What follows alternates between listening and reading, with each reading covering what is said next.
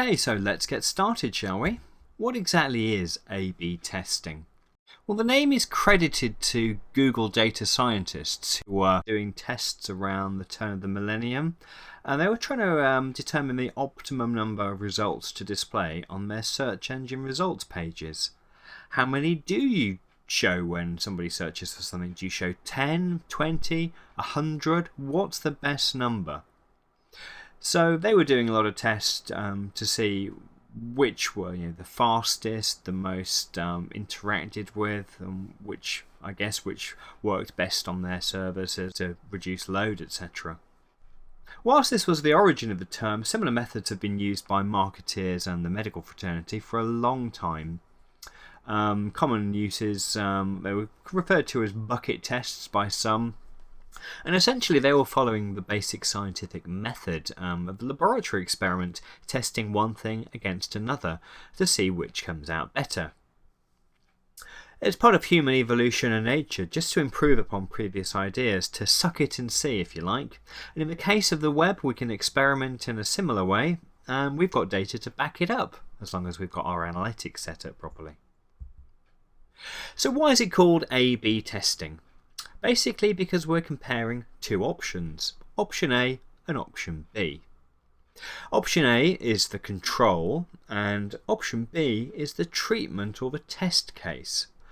So in that little example there, you can see option B, the treatment or test, it has a red call to action button rather than blue.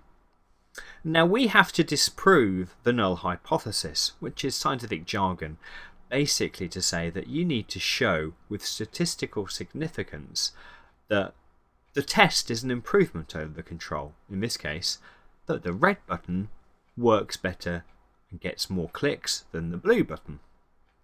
So user 1 is given A, the blue button, and user 2 might be given the red button, the treatment, at random. So as we kind of get more people randomly assigned blue or red, and we can find out which one is clicked more. So this is known as also as split testing because we've got this split in what people are seeing. Some people are seeing blue, some people are seeing red. And it's also called two-sample hypothesis testing because we've got two different samples and we're trying to disprove the null hypothesis. And we'll look at this idea of statistical significance later on because it's really quite important. I just want to mention multivariate testing, which is another thing that's commonly done on the web, but it's not A/B testing. It's a lot more complex and it compares more variables at the same time. So people might be given red, green, blue, orange headlines. They might be given different wording, capitalization. They might be given different layouts. But as you can see already, you've got a lot more combinations to test.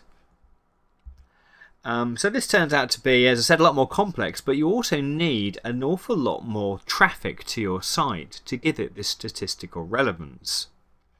So if you've got a massive e-commerce site, for example, you might be able to run this kind of test.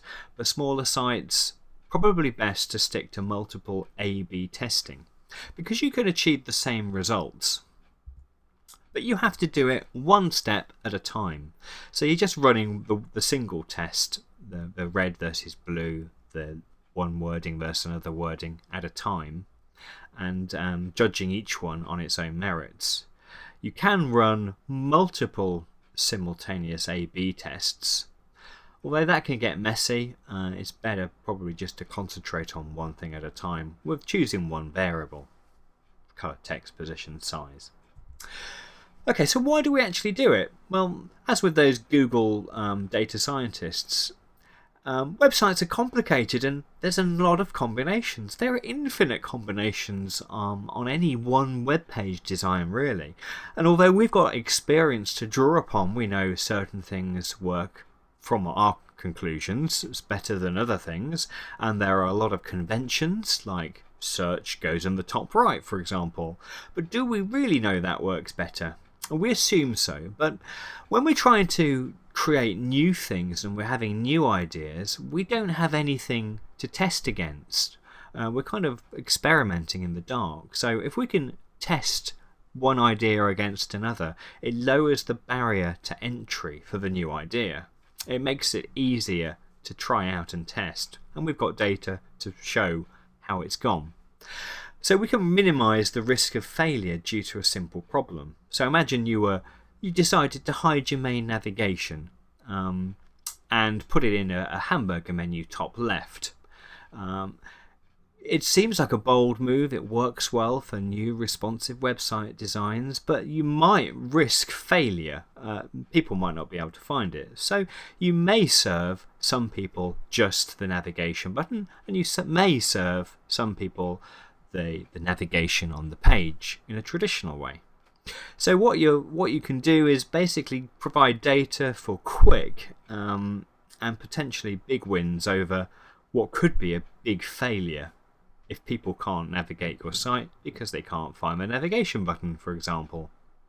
Another thing A/B testing is great at is solving debates. So if one mindset thinks that you should have the call to action on this page over on the left, and another mindset thinks no, it should be at the top on the right, and if you can't actually come to a decision, then you can test it out and you can solve this with actual real users and what they click on, and then you've got data to back it up. So it's a great way of solving debates. In the next section, we're going to look at a few examples to demonstrate A/B testing and where it's been used in some big campaigns.